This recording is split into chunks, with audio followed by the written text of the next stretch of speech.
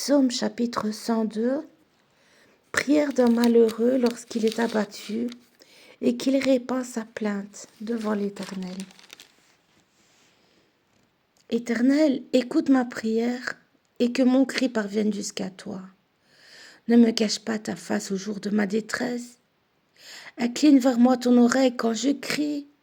Hâte-toi de m'exaucer, car mes jours s'évanouissent en fumée et mes os sont enflammés comme un tisson. Mon cœur est frappé et se dessèche comme l'herbe. J'oublie même de manger mon pain. Mes gémissements sont tels que mes os s'attachent à ma chair. Je ressemble au pélican du désert. Je suis comme le chat huant des ruines. Je n'ai plus de sommeil et je suis comme l'oiseau solitaire sur un toit.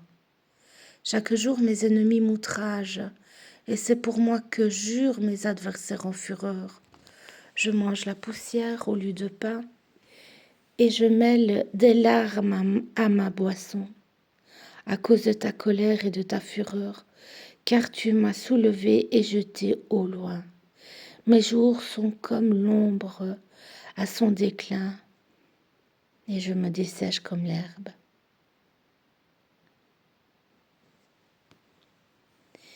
Mais toi, Éternel, tu règnes à perpétuité et ta mémoire dure de génération en génération. Tu te lèveras, tu auras pitié de Sion, car le temps d'avoir pitié d'elle, le temps fixé est à son terme, car tes serviteurs en aiment les pierres, ils en chérissent la poussière, alors les nations craindront le nom de l'Éternel et tous les rois de la terre ta gloire.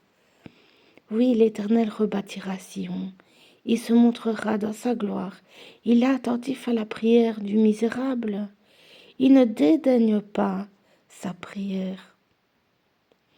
Que cela soit écrit pour la génération future, et que le peuple qui sera créé célèbre l'Éternel, car il regarde du lieu élevé de sa sainteté, du haut des cieux l'Éternel regarde sur la terre, pour écouter les gémissements des captifs, pour délivrer ceux qui vont périr, afin qu'il publie dans Sion le nom de l'Éternel, et ses louanges dans Jérusalem, quand tous les peuples s'assembleront et tous les royaumes pour servir l'Éternel.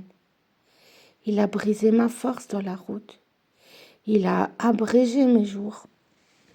Je dis, mon Dieu, ne m'enlève pas au milieu de mes jours, toi dont les années durent éternellement. Tu as anciennement fondé la terre et les cieux sont l'ouvrage de tes mains. Ils périront, mais tu subsisteras. Ils s'useront tous comme un vêtement. Tu les changeras comme un habit.